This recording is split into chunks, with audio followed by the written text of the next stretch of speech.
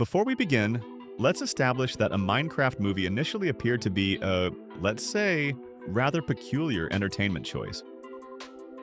Designed to attract a massive fan base to theaters, the project raised questions from the start. Unpolished graphics, overall visual style, part of the cast, plot, growing budget. All this led to an enormous number of dislikes on the first official trailer. However, early critic reviews claimed it wasn't all terrible, and the film somehow manages to entertain. More precisely, things are bad, but the studio knew who would enjoy the project and seems to have made the right bet. So today, we'll analyze what pitfall the Minecraft movie creators managed to fall into, and why some critics unexpectedly praise it. Get comfortable, because things are about to heat up. First, we need to say that when film studios noticed the success of the Cubic game, it was obvious that an adaptation had enormous box office potential. Over its years of existence, Minecraft became a global phenomenon with a colossal fan base. Almost every gamer has launched it at least once, whether they're a young Fortnite fan or a seasoned gamer. And finding someone who's never heard of a game with its signature cubic style seems impossible.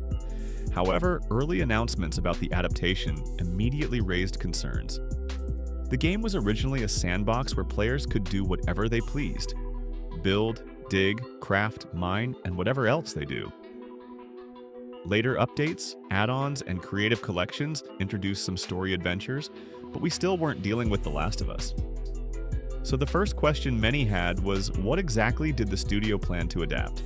After the full trailer release, it wasn't hard to guess that WB took a time-tested formula and adapted Minecraft to it. The formula involved characters magically entering a fantastic world they must save before returning home safe and sound.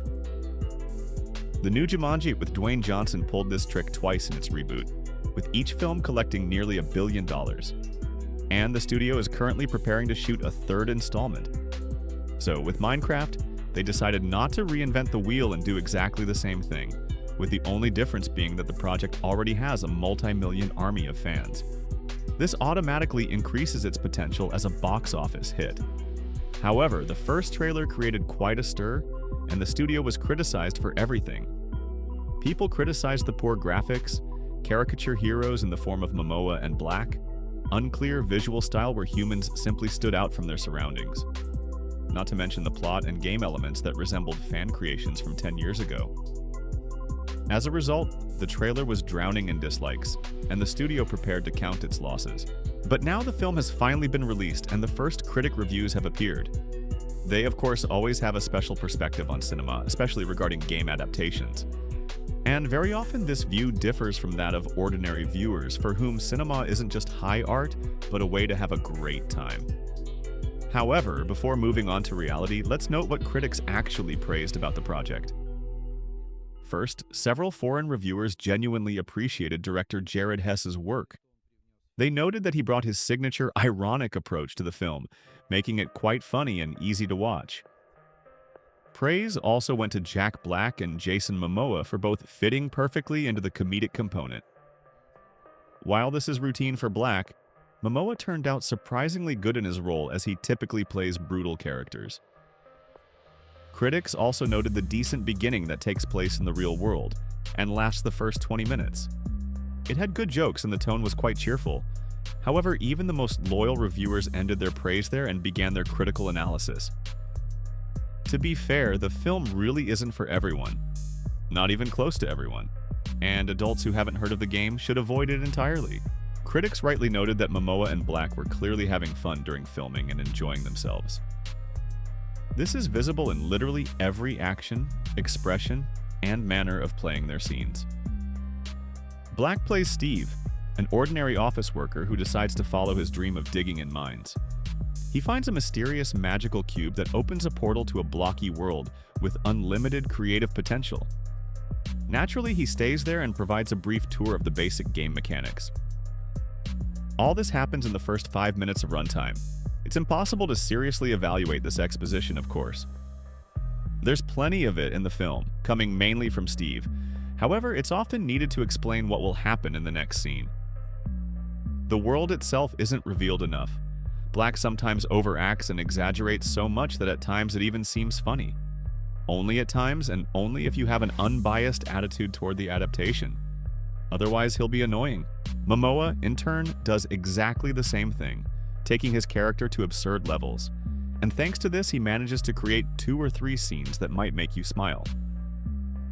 The film also truly has many references to the game, like the first game night, creepers, house building, minecarts, and much more. Gamers will have plenty to reminisce about since most of them grew out of the game about 10 years ago. But everything else is difficult to evaluate objectively because the film turned out to be too childish.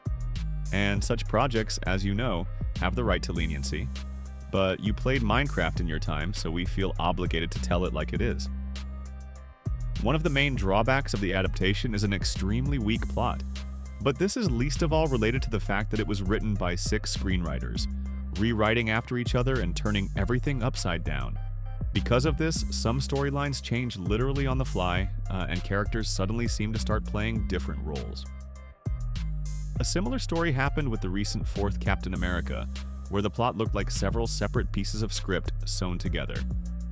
This breaks the integrity of the story, and the characters aren't written or motivated well enough to be believable. Minecraft, by the way, doesn't particularly worry about the plot. It seems to exist but is spread in such broad strokes that it can be summarized in 2 sentences.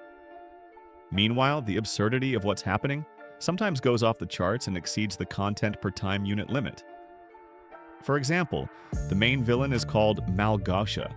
A scary general speaks in a gentle voice. Steve looks at a watch that isn't on his wrist, and so on.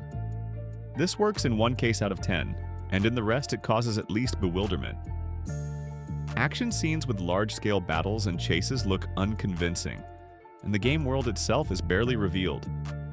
The environment is almost always monotonous, quickly becoming tiresome, and in places the green screen is quite noticeable, especially in the flying scene, which makes you want to close your eyes.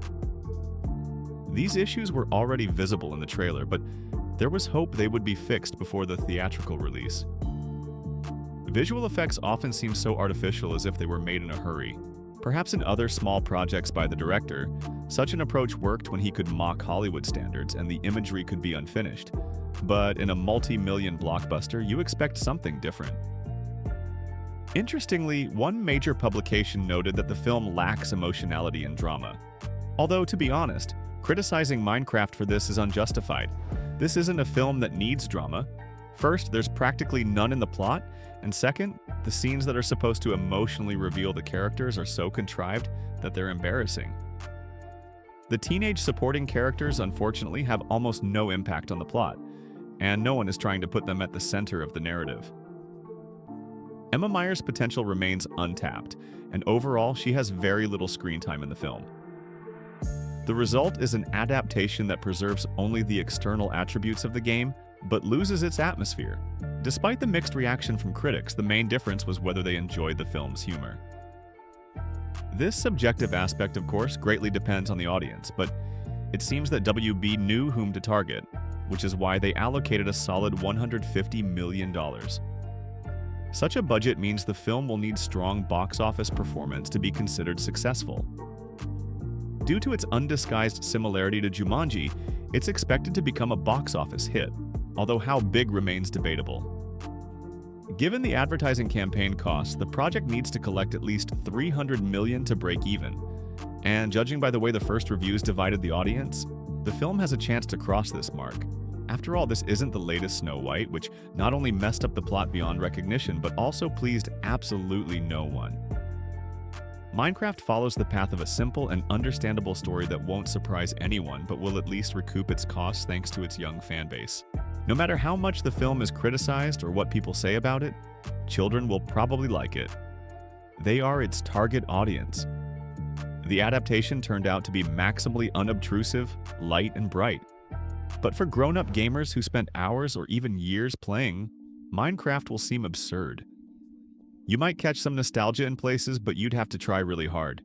Besides, this is definitely not a family film. And for parents who missed the game in their time, much will seem strange and meaningless. But children who are playing it right now will 100% be delighted, laugh at the jokes, and want a sequel. So, we have another Hollywood adaptation that wants to earn big on a famous franchise. Children will likely appreciate it and bring in considerable box office revenue by dragging their parents to theaters. Gamers might go see the film out of curiosity, but if you decide to, be prepared that you probably won't enjoy it. Minecraft turned out to be a film for children who know the game, and it should be evaluated accordingly.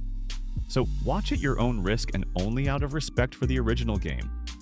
And if you've already watched it, please share your impressions in the comments. How was the acting, visuals, and what were your overall impressions? Is it worth spending your time on? Or is it another mediocre film that became popular thanks to the gamer's fanbase? Well, that's all for today. See you in new videos very soon. Retry Claude can make mistakes. Please double-check responses.